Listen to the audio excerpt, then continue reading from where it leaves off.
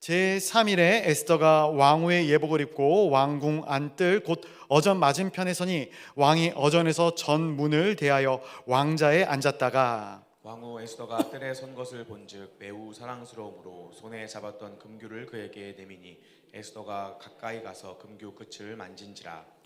왕이 이르되 왕후 에스더여 그대의 소원이 무엇이며 요구가 무엇이냐 나라의 절반이라도 그대에게 주겠노라 하니 에스더가 이르되 오늘 내가 왕을 위하여 잔치를 베풀어 싸우니 왕이 좋게 여기시거든 하만과 함께 오소서 하니. 함께 보겠습니다. 왕이 이르되 에스더가 말한 대로 하도록 하만을 급히 부르라 하고 이에 왕이 하만과 함께 에스더가 베푼 잔치에 가니라.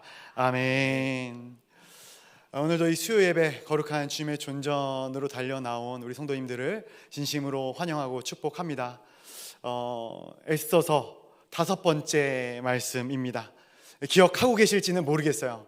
이게 참 띄엄띄엄 설교를 하다 보니까 좀 이어지는 그런 느낌은 확실히 좀 덜 하는 것 같습니다. 그래도 말씀을 우리가 같이 나누면서 이전의 말씀들을 좀 기억해 주시기를 바라고요. 또 그 안에 하나님의 놀라운 은혜가 있기를 간절히 소원합니다. 왕의 은혜와 하나님의 섭리, 왕의 은혜와 하나님의 섭리라는 제목으로 함께 말씀을 나누기를 원합니다.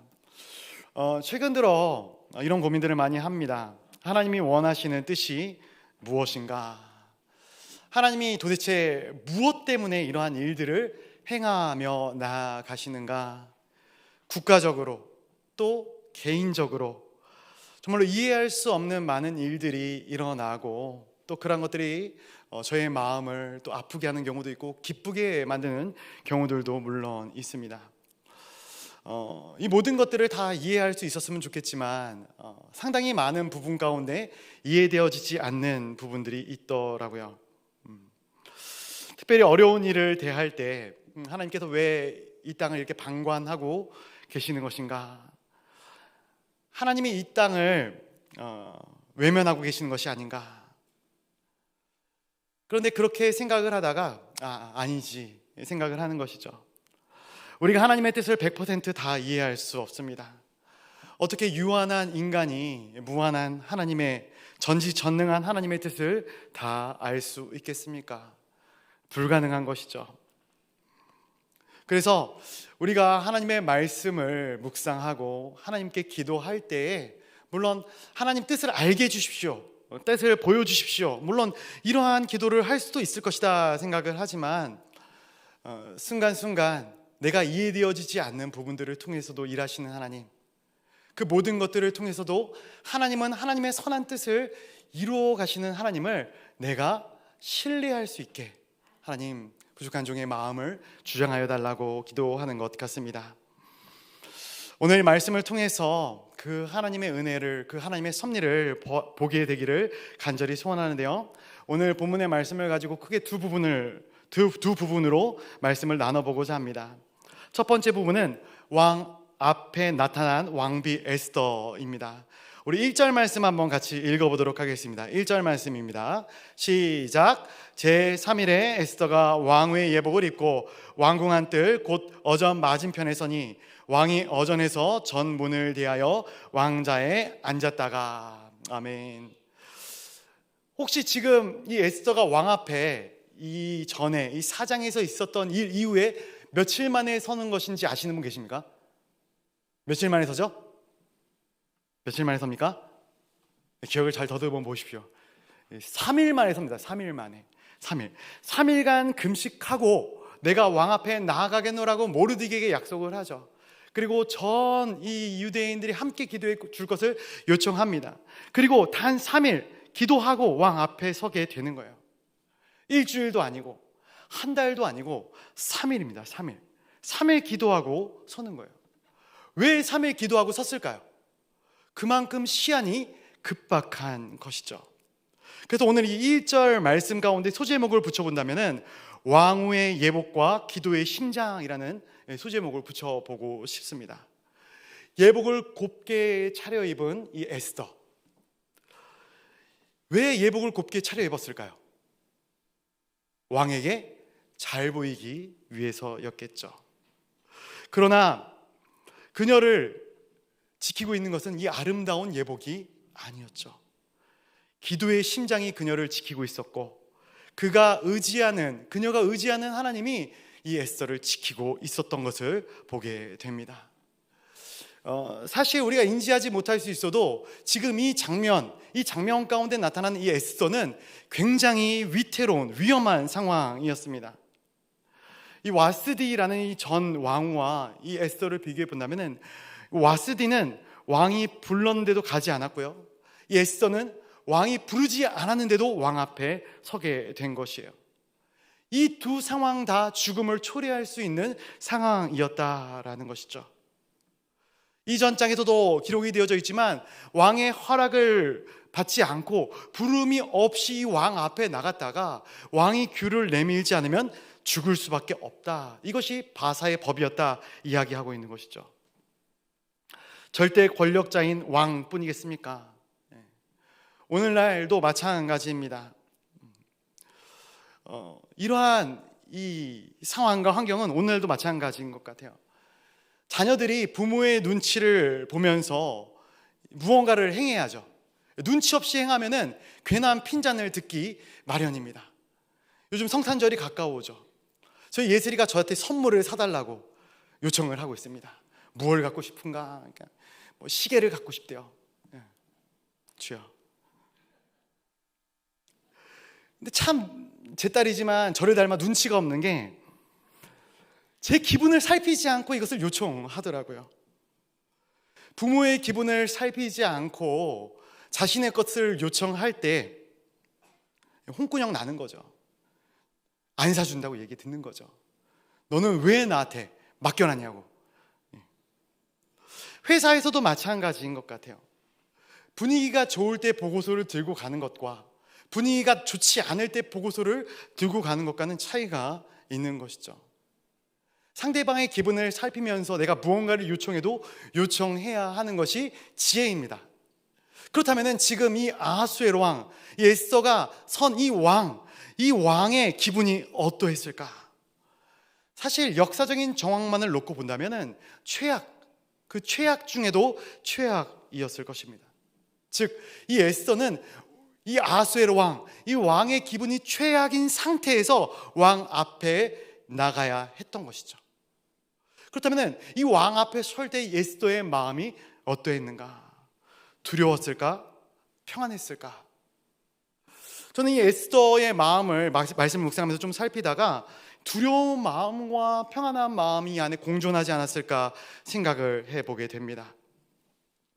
1차 세계대전 때 굉장히 유명한 비행기 조종사, 이 비행기로 최고의 전적을 남겼던 이 에디 리켄베커라는 인물이 있습니다. 그런데 이 인물이 얼마나 탁월하게 비행기를 조종했고 수많은 적함들을 격출했던지 사람들이 이 에디의 용맹함을 칭찬하는 것이죠. 그러한 칭찬이 계속되자 이 에디가 이러한 이야기를 했다고 합니다. 용기는 두려움이 없는 상태가 아니라 용기는 당신이 두려워하는 일을 하는 것입니다. 용기가 두려움이 없는 상태를 이야기하는 것이 아니라 당신이 두려워하는 그 일을 하는 것이다. 즉, 두려움의 파고를 넘어서 실행하는 것이 용기다라고 이야기하는 것이죠. 사실 에스더는 두려웠을 거예요. 그런데 이 에스더의 입장에서 선택지는 크게 두 가지였어요. 연말까지 기다렸다가 민족들과 함께 죽을 것이냐, 아니면 지금 왕 앞에 나가서 죽을 것이냐. 그런데 에스더는 이미 마음 가운데 각오를 다지지 않았겠습니까? 죽으면 죽으리라, 이러한 각오를 다지고 있는 거예요. 그런데 생각해 보니까 정말로 아이러니하게도 사람은 죽음을 각오하는 그 순간 더 차분해지게 되더라고요. 오히려 살려고 아둥바둥 애쓰면은 더 큰 두려움이 내 인생을 덮쳐오는 것이죠. 무언가를 할 수 없을 정도로 손발이 떨리게 되는 것이에요. 그러나 내 삶의 모든 의지를 내려놓게 된다면, 그 순간 죽음을 받아들이게 된다면 오히려 차분해지게 되는 것이죠. 그래서 우픈 이야기이긴 하지만 이런 이야기가 있죠. 어떤 사람이 내가 죽겠다고 다리 위로 이렇게 막 올라가서 뛰어내리려고 막 시도를 하고 있어요. 그 사람이 너무 위험해 보여서 그 사람을 도와주려고 어떤 사람이 저 그러시면 안 된다고, 위험하다고, 빨리 내려오시라고 막 다가서려고 하니까 그 사람이 막 소리를 지르면서 무서우니까 다가오지 말라고, 떨어질 것 같으니까 다가오지 말라고. 죽고 싶다는 겁니까? 살고 싶다는 겁니까? 살고 싶다는 것이죠. 사람은 죽을 수밖에 없는 상황 가운데서도 죽을까 봐 두려워한다. 이것이 인간의 심리인 것이죠.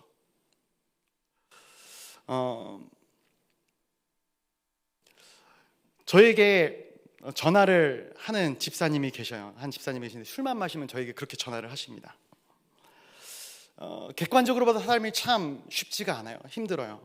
인정합니다. 그러면서 이제 자신의 힘든 이야기들을 막 저에게 쏟아 놓으시는 거죠. 저는 계속 들어드립니다.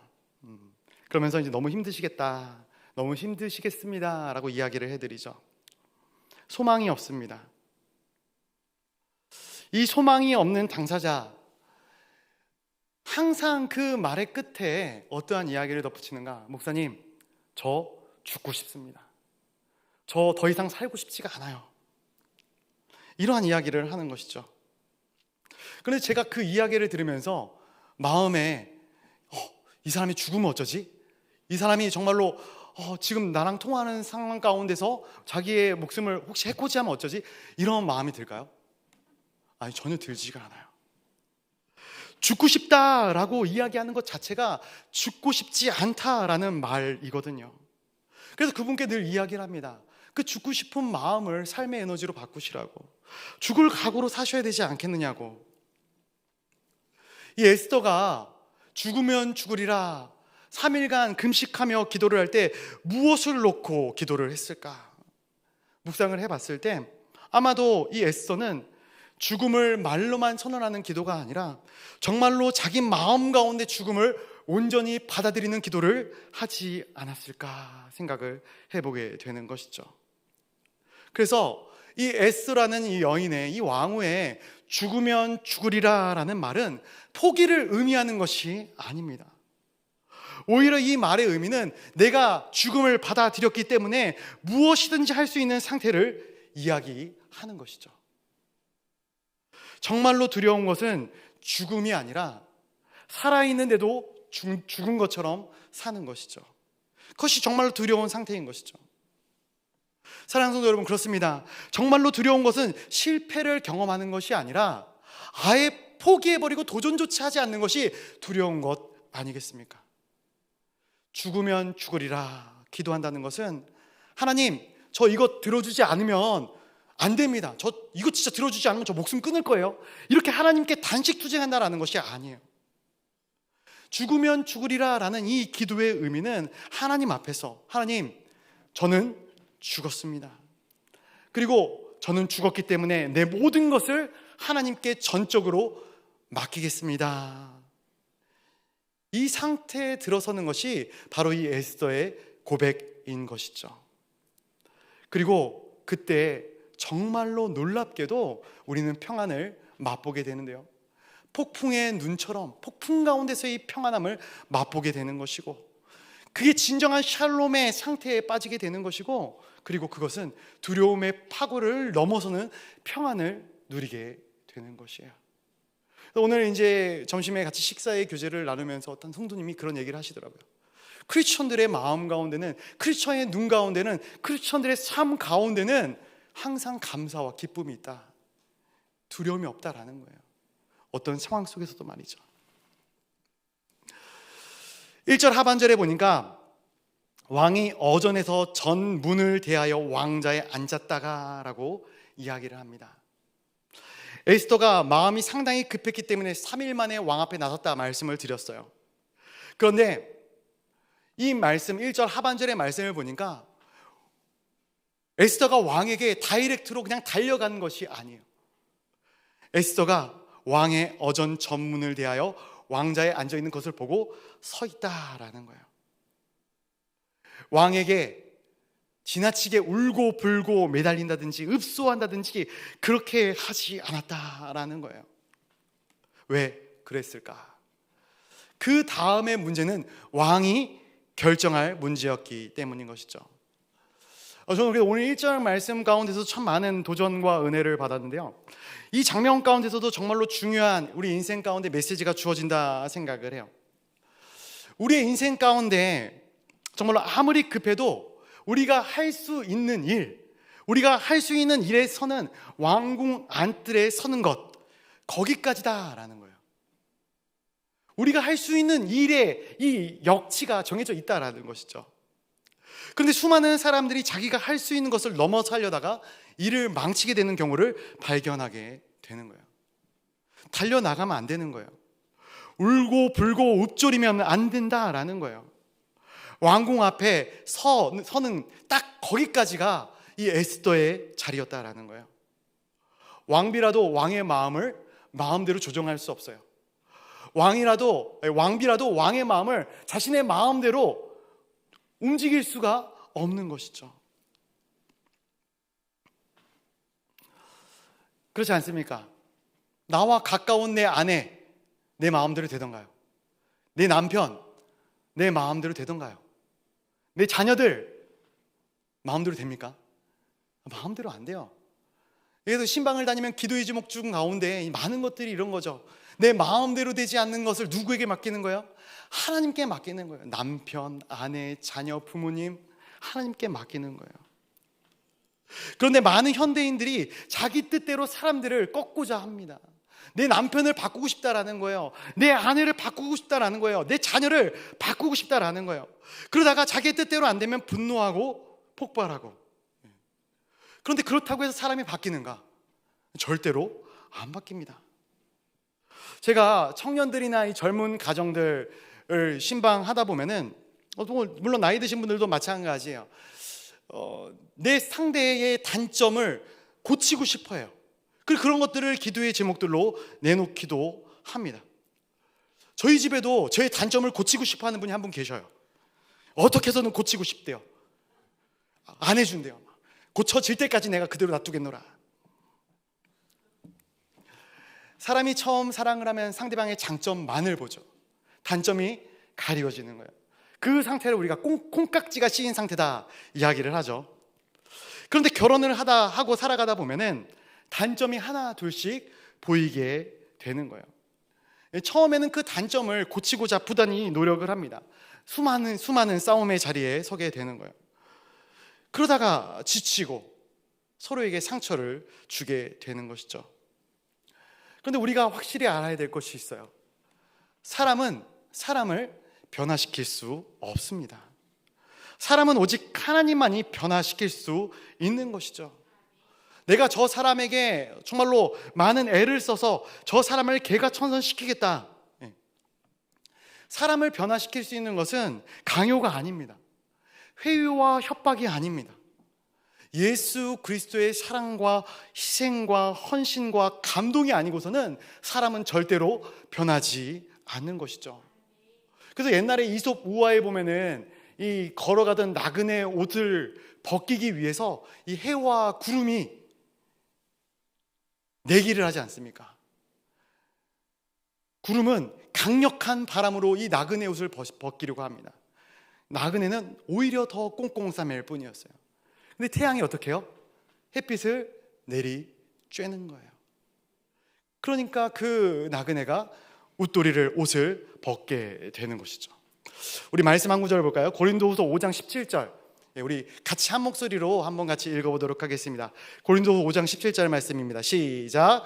그런즉 누구든지 그리스도 안에 있으면 새로운 피조물이라 이전 것은 지나갔으니 보라 새 것이 되었도다. 아멘. 아멘.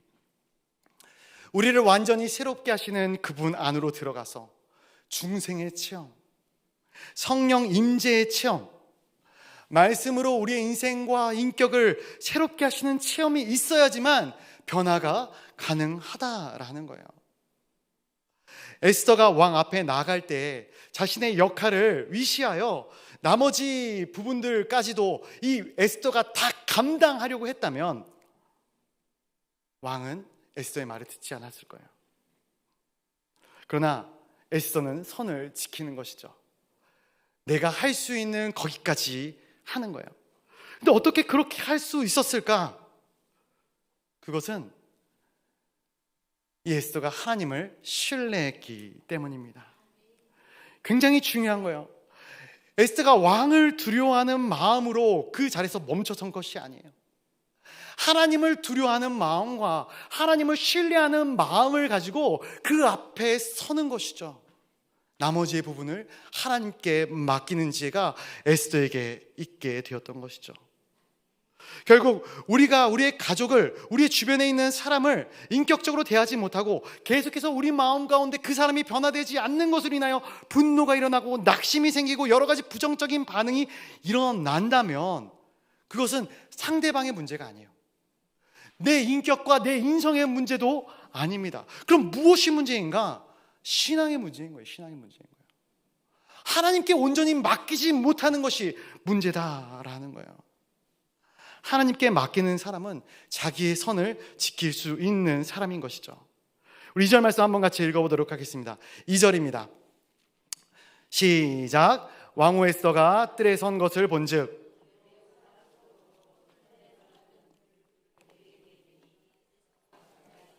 금규 끝을 만진지라. 아멘. 왕이 에스더를 보고 금규를 내밉니다. 이 금규를 내밀 때 왕의 심정은 어떠했을까? 우리가 에스더의 말씀을 보면서 이 아하수에로 왕을 묵상할 때 그가 계속해서 평안 중에 거하는 존재였다라고 보기는 굉장히 힘들 것 같습니다. 이 에스더와의 관계만을 놓고 봤을 때는 굉장히 큰 로맨티스트처럼 보이지만 시대적인 상황이라든지 역사학자들이 판단하는 이 아하수에로 왕은 그렇게 넉넉한 사람이 아니었어요. 그리스 역사가 헤로도토스는 이 아하수에로 왕에 대해서 이렇게 평가를 합니다. 매우 공격적이고 난폭한 왕이었다. 물론 이 헤로도토스가 그리스의 역사학자였기 때문에 적국이었던 이 바사 제국의 왕을 좀 저평가할 수도 있지 않겠는가 생각할 수 있지만 아니요, 솔직한 평가였다 생각을 합니다. 그러한 성향에다가 그가 그리스 징벌의 실패로 인하여서 굉장히 마음이 무너져 있는 상태예요. 리더십까지 잃어버립니다. 결국 그는 종이 호랑이와 같은 왕 존재로 전락하게 되는 것이죠. 그래서 결국 역사의 기록을 보면은 그는 어떠한 행동을 하였는가? 무리한 건축을 진행하였고요, 향락에 빠져 있었고, 또 하만과도 같은 자에게 권력을 양도하여 잘못된 인사를 하고, 그래서 수많은 사람들을 넘어뜨리게 만드는 것이죠. 그리고 이 에스더와 같은 이 아름다운 여인을 한 달이나 넘게 찾아가지 않았다. 이 말은 무엇이냐면은 매일 밤 이 하만과 술잔치를 벌였다라는 것이거든요. 향락에 빠져 있었다라는 거예요. 인생의 좌표를 잃어버린 삶을 그가 살아가고 있었다라는 거예요. 그러면 한번 생각해 보시기를 바랍니다. 과연 이 왕이, 그게 왕비가 되었던 그 누가 되었던 간에 은혜를 베풀 만한 마음의 여유가 있었겠는가? 이 아하수에로의 마음 가운데 누군가에게 은혜와 자비를 베풀 마음이 있었겠는가? 없었을 것 같아요. 그래서 오늘 말씀의 제목처럼 왕의 은혜와 하나님의 섭리, 과연 이 왕이 은혜를 베풀 만한 여력이 없었음에도 왜 왕의 은혜라 제목을 지었을까?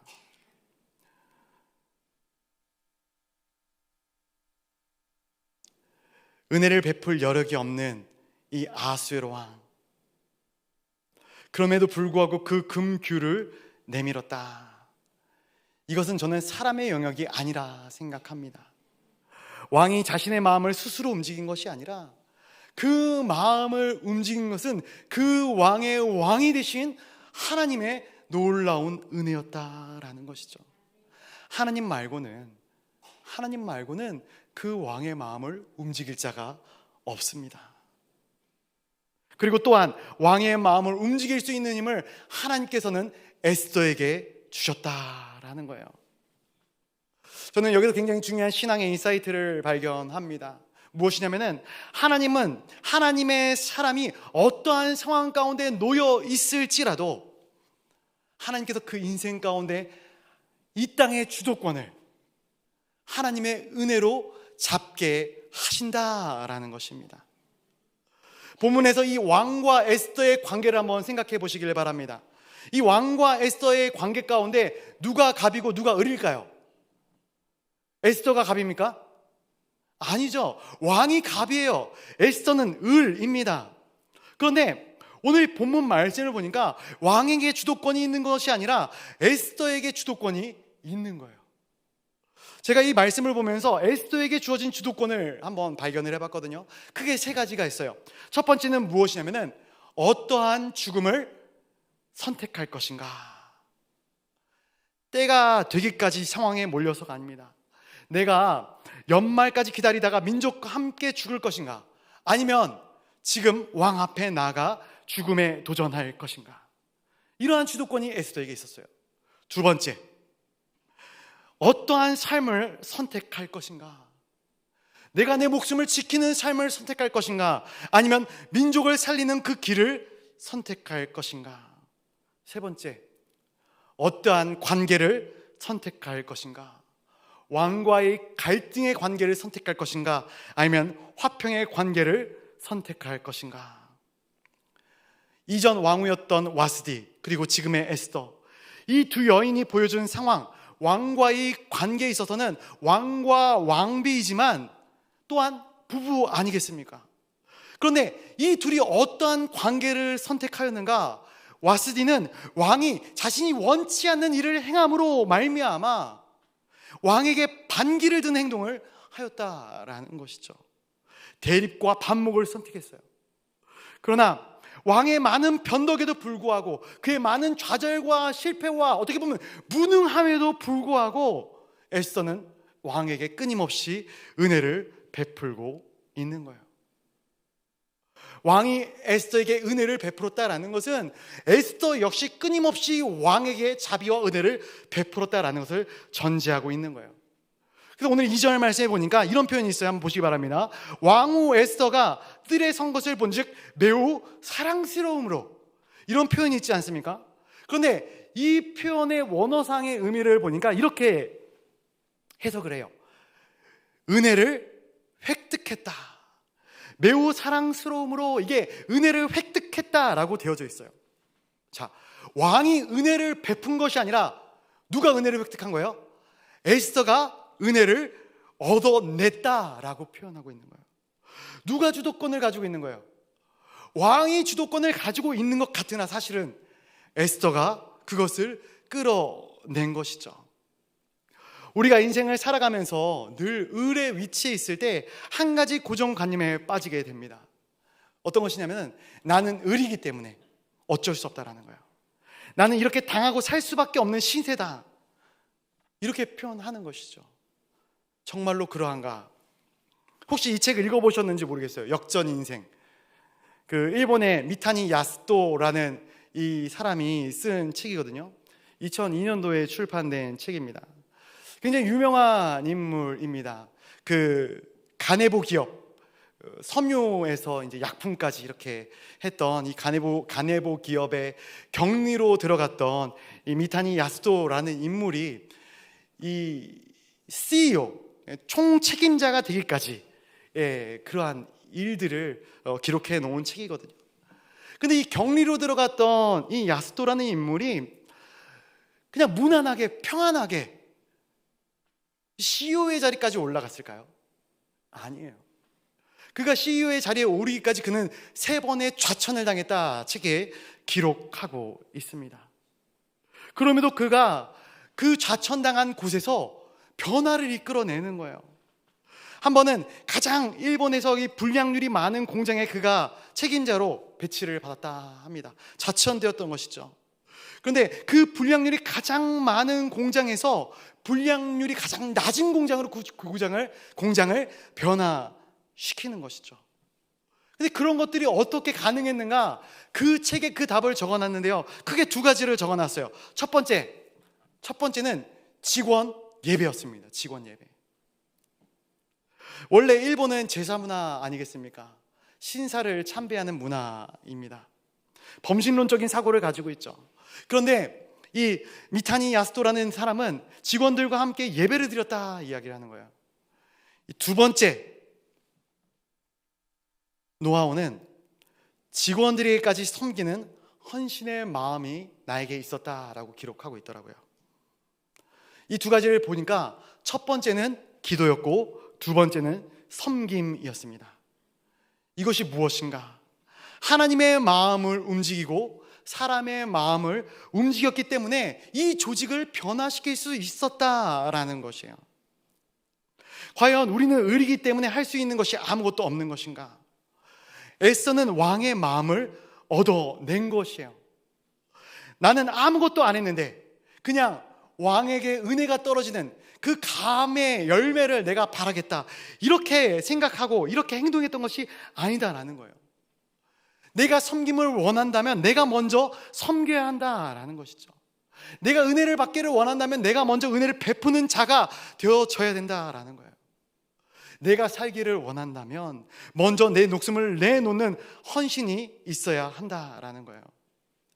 그래서 이 에스더의 죽으면 죽으리라, 이 에스더와 같이 자신을 던지면 하나님께서 그를 세워주시는 것을 우리가 목격하게 되는 줄로 믿습니다. 기도와 섬김, 하나님을 향한 열심과 또 하나님의 심장을 가지고 하나님의 마음을 가지고 이 땅을 향한 아름다운 섬김이 우리 사랑하는 동강의 모든 성도님들에게 있어지기를 주님의 이름으로 간절히 소원합니다. 오늘 두 번째로 나누고 싶은 부분은 이것입니다. 왕비의 지혜와 하만의 교만입니다. 우리 3절 말씀 한번 또 같이 읽어보도록 하겠습니다. 3절입니다. 시작. 왕이 이르되 왕후 에스더여, 그대의 소원이 무엇이며 요구가 무엇이냐?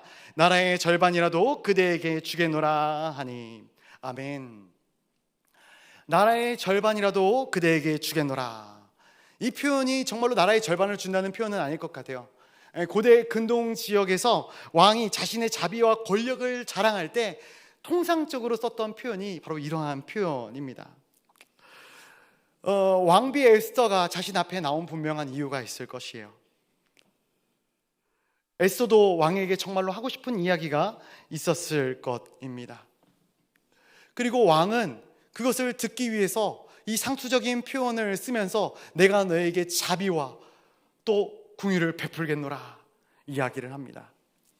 그런데 그때의 에스더의 반응이 어땠는가? 우리 4절 말씀 한번 또 같이 읽어보도록 하겠습니다. 4절입니다. 시작. 에스더가 이르되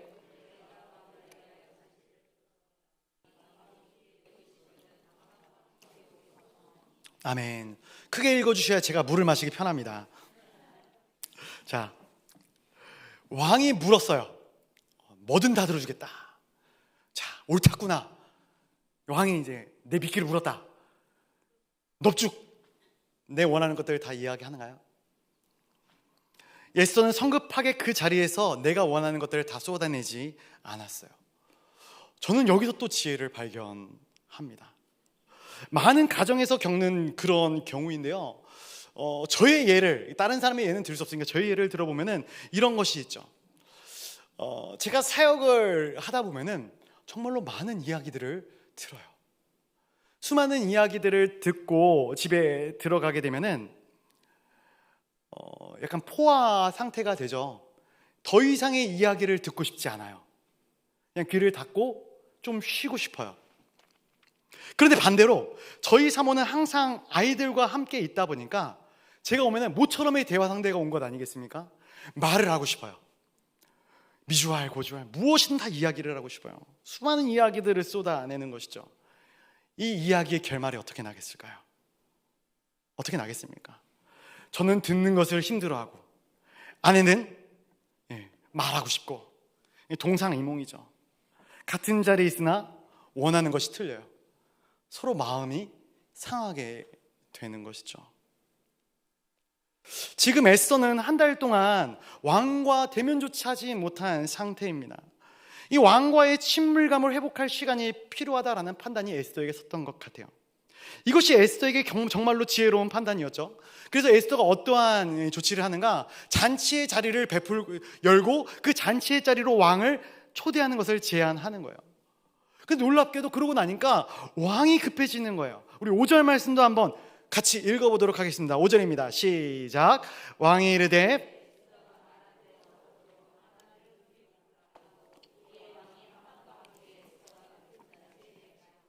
아멘. 조금 커졌네요. 감사합니다. 다른 목사님 설교할 때도 크게 읽어주셔야 됩니다. 그래야 물을 마시거든요. 에스더가 말한 대로 하만을 급히 부르라 이야기를 합니다. 어떻습니까? 누가 급해 보입니까? 지금 정말로 급한 사람은 누구예요? 에스더가 급해요. 에스더가 급합니다. 그런데 이 말씀을 보니까 누가 더 급해 보여요? 왕이 더 급해 보이는 거예요. 여러분, 왕이 왕비를 좌지우지하는 것 같습니까? 아니면 왕비가 왕을 좌지우지하는 것 같습니까? 누구에게 주도권이 있어요? 왕비 에스더에게 주도권이 있는 거예요. 그래서 저는 이 본문을 보면서 또 한 가지를 얻게 되는데, 이 두 가지를 좀 나누고 싶습니다. 첫 번째는 내가 서두른다고 되는 것이 아니다라는 거예요. 내가 서두른다고 되는 것이 아니에요. 왕이 서두르게 해야 된다라는 거예요. 그 일의 결정권이 있는 사람이 서두를 수 있도록 만드는 것이 중요하다라는 거예요. 내게 결정권이 없는데 내가 서두르게 되다 보면은 그 일을 그르치게 되어져 있는 것이죠. 왕이 적극적으로 나서야만 그 일이 해결되어지는 거예요. 두 번째는 내가 하만과 직접 싸우지 말아야 한다라는 거예요. 많은 사람들이 하만을 해결할 능력도 없으면서 내가 하만과 맞서고자 합니다. 아니에요. 왕이 하만을 부르게 해야 하는 것이죠. 하만을 세우는 것도 하만을 내리는 것도 왕이 하는 일이 되어져야 된다라는 거예요. 그래서 제가 이 에스더를 묵상하면서, 이 말씀을 묵상하면서 이 에스더가 얼마나 지혜로운 왕비인가, 얼마나 지혜로운 여인인가.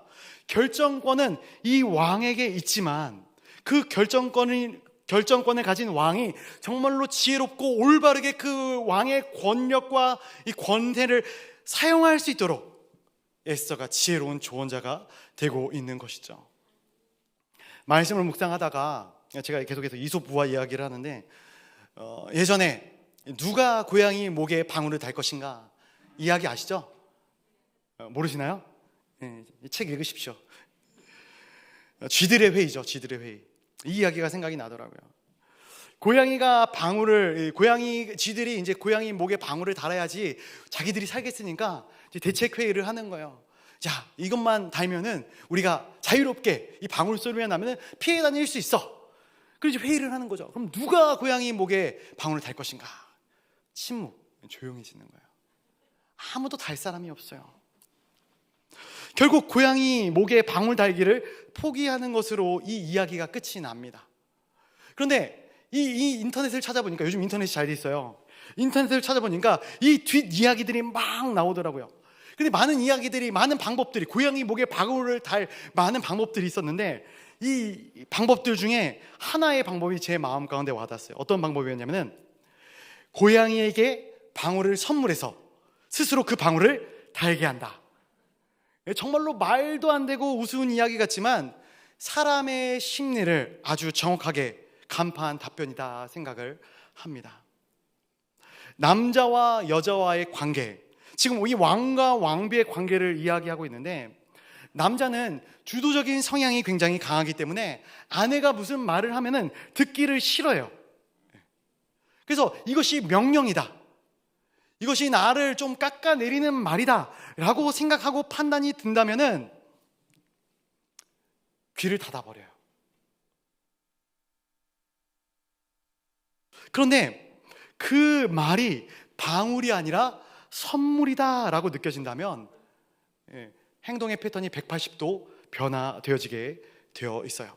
그럼 어떻게 그것을 할 수 있는가? 제가 팁을 하나 드리자면은, 남자들은 굉장히 단순합니다. 일터에서는 굉장히 머리를 복잡하게 써요. 굉장히 막 바쁘게 삶을 살아나가지만 집에 들어오면은 7살짜리 아이가 되는 것이 남자들이에요. 그래서 저희 아내도 아들을 둘 키우는 것 같다 이야기를 합니다. 근데 교회에서 보면은 그렇게 안 보이지 않습니까? 그렇게 보입니까? 회개하겠습니다. 집에만 들어가면은 내가 아들을 둘 키우는 것 같다고, 제 아내가. 잘 먹고 잘 자면 그것으로 너무나도 행복한 자들이 남자라는 인생들인 것이죠. 그래서 이러한 단순한 행복을 주는 이 아내의 말을 방울이 아닌 선물로 받아들이는 경향이 있어요. 그런데 많은 이 여성 동지들, 우리 자매 성도님들이 아니 내가 왜 그 단순한 것을 계속해서 해줘야 하는 것이냐. 그리고는 서로 어긋나게 되어지는 것이죠. 사랑하는 우리 자매 성도 여러분, 아들 하나 더 키우는 것이 맞습니다. 아들을 대하듯 늘 사랑으로 감싸주시기를 간절히 소원합니다. 저희 아내도 듣고 있을 겁니다. 그런데 또 한편으로 보면은 이런 말이 있죠. 아내의 말을 들어서 손해보는 일은 없다. 여자 말 들어서 손해보는 일 없다. 정말로 맞는 말일까요? 고개를 막 끄덕끄덕 거리고 계신데, 성경의 용례를 보면 크게 둘로 갈라집니다. 두 개로 갈라져요. 이 아담과 하와에서 아담이 하와의 말을 들었을 때 어떻게 됩니까? 선악과를 따먹죠. 잘 된 겁니까? 잘못된 거예요. 아브라함의 사라의 말을 들었다가 어떻게 됩니까? 이스마엘을 낳게 되는 것이죠. 그리고 지금의 중동 상태가 이 후손들로 인하여서 벌어지는 것 아니겠습니까? 아내의 충동을 따라가면 안 돼요. 분별할 수 있는 지혜가 필요한 것이죠. 그러나 반대로 다윗이 이 아비가일의 충고를 들었기 때문에 실수하지 않을 수 있었어요. 만일 빌라도가 아내의 간곡한 부탁을 들어줬다면 예수님을 처형하는 죄를 범하지 않았을 것입니다. 결국 아내의 말에 귀를 기울여주고 따라가는 역시 지혜가 필요하다라는 것이죠. 중요한 것은 이것은 사람의 지혜가 아니에요. 하나님의 지혜인 것입니다. 우리 가운데 하나님의 지혜가 충만하기를 간절히 소원합니다. 우리 말씀 한 구절 더 읽어볼게요. 에베소서 5장 21절 말씀, 짧은 말씀인데요, 에베소서 5장 21절 말씀입니다. 시작. 그리스도를 경외함으로 피차 복종하라. 아멘. 이게 무슨 말씀인가? 아내를 통해서도 하나님이 나에게 주시는 메시지가 있다라는 거예요. 남편을 통해서도 하나님께서 나에게 주시는 메시지가 있고, 자녀들을 통해서도 하나님께서 나에게 주시는 메시지가 있다라는 거예요. 그래서 가족을 통해서 하나님께서 나에게 말씀하시면 피차 복종하는 것이다 라고 말씀하고 있는 것이죠. 이어지는 6절 말씀 한번 또 같이 읽어보도록 하겠습니다. 6절입니다. 시작. 잔치의 술을 마실 때에 왕이 에스더에게 이르되 그대의 소청이 무엇이뇨? 곧 허락하겠노라. 그대의 요구가 무엇이뇨? 나라의 절반이라 할지라도 시향하겠노라 하니. 아멘. 당신의 소원이 무엇이냐? 내가 들어주겠다. 왕비가 소원이 있다라는 것이 아하스웨로 왕이 알고 있어요. 그런데 그 내용을 듣기도 전에 내가 들어주겠다라고 이야기를 하고 있는 거예요. 왕의 마음의 상태가 어떠한가 더 간절해지는 거예요. 더 궁금해지고 더 알고 싶어지는 것이죠. 그런데 에스더는 이 타이밍에 또 한 번 꺾습니다. 다 이야기하지 않아요. 다른 이야기를 합니다. 우리 7절과 8절의 말씀 한번 같이 읽어보도록 하겠습니다. 7절과 8절입니다. 시작. 에스더가 대답하여 이르되 나의 소청 나의 요구가 이러하니라. 내가 만일 왕의 목전에서 은혜를 입었고 왕이 내 소청을 허락하시며 내 요구를 시행하시기를 좋게 여기시면 내가 왕과 하만을 위하여 베푸는 잔치에 또 오소서. 내일은 왕의 말씀대로 하리이다 하니라. 아멘. 나의 소청 나의 요구가 이러합니다. 잔치를 한 번 더 열 테니 하만과 함께 오십시오 라고 이야기합니다.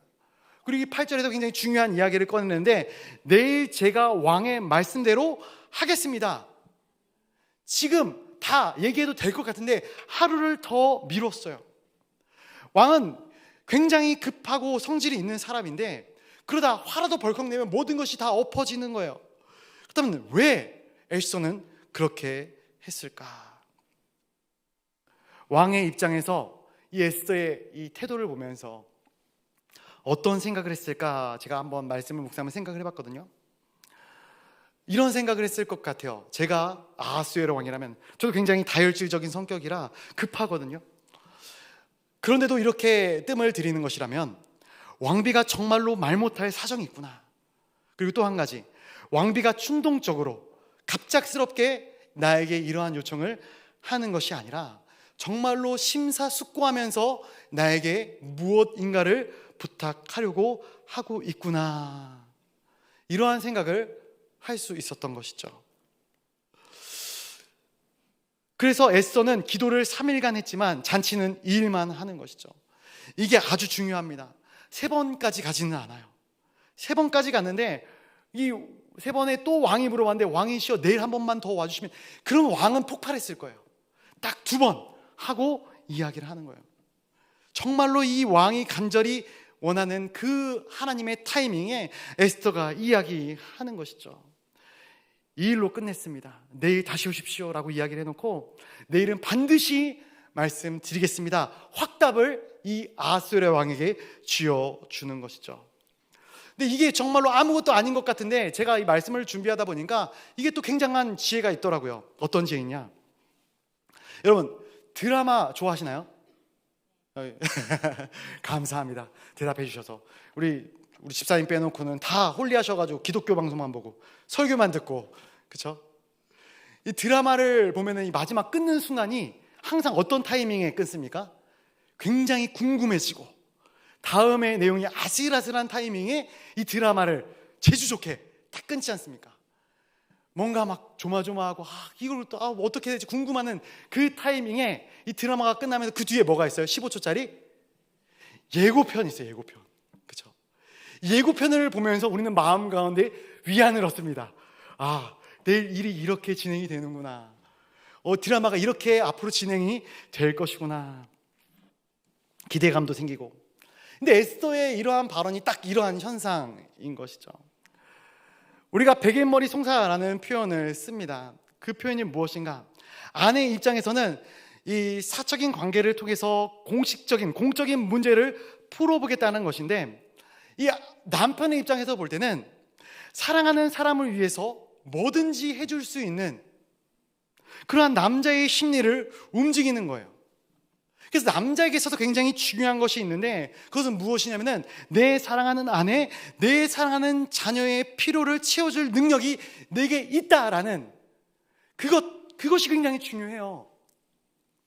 그래서 제가 정말로 사역을 감당하기 어렵고 힘들 때 집에 가서 다른 누구에게도 이야기하지 못하는 것들을 이제 아내한테 이야기를 합니다. 사모에게 이야기를 해요. 너무 힘들다고, 너무 어렵다고, 막 이렇게 막 어떤 부분이 어려웠는지 어떤 부분이 힘들었는지 막 이렇게 얘기하면은 저희 아내는 제 편이 되어줘요. 그러면서 저에게 이렇게 얘기를 해요. 내가 같이 일해줄게.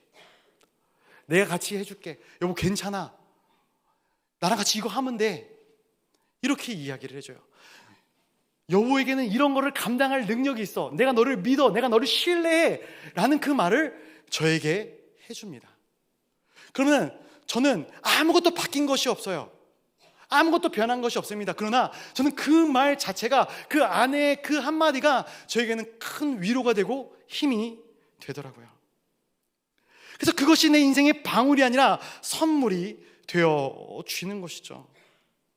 당신만이 내 인생의 이 문제를 해결해 줄 수 있다라는 그 고백. 당신이 내 가족을 살릴 수 있고 당신이 내 자녀들을 살릴 힘이 있다, 능력이 있다라는 그 고백. 아하수에로 왕을 한번 평가해 볼까요?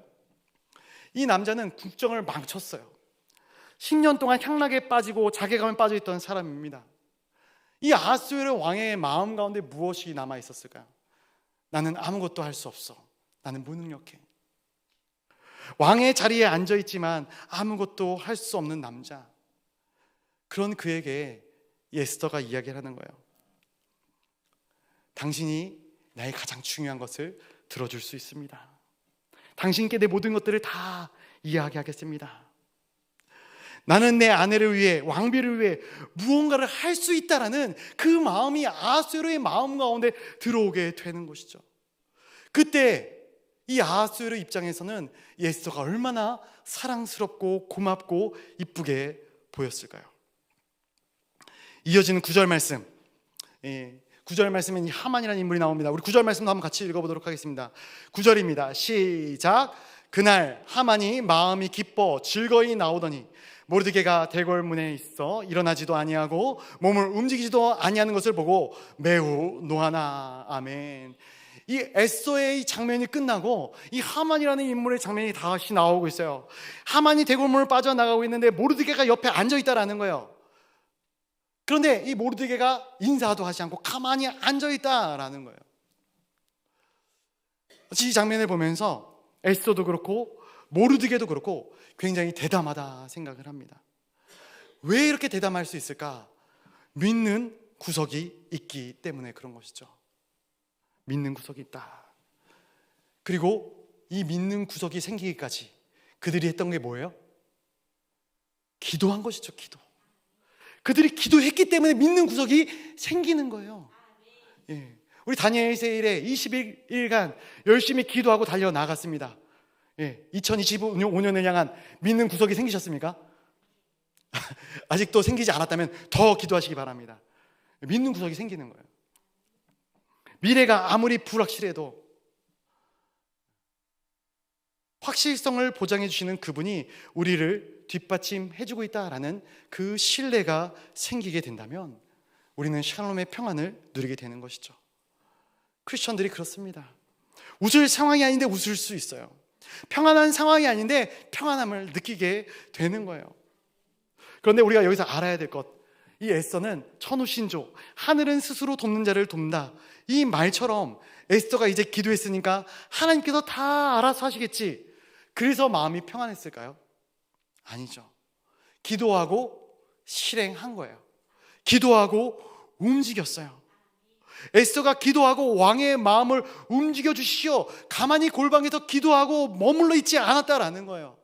예복을 입고 왕 앞에 나가 왕과 대화하고 그 이야기를 진행시키고 있다라는 것이에요.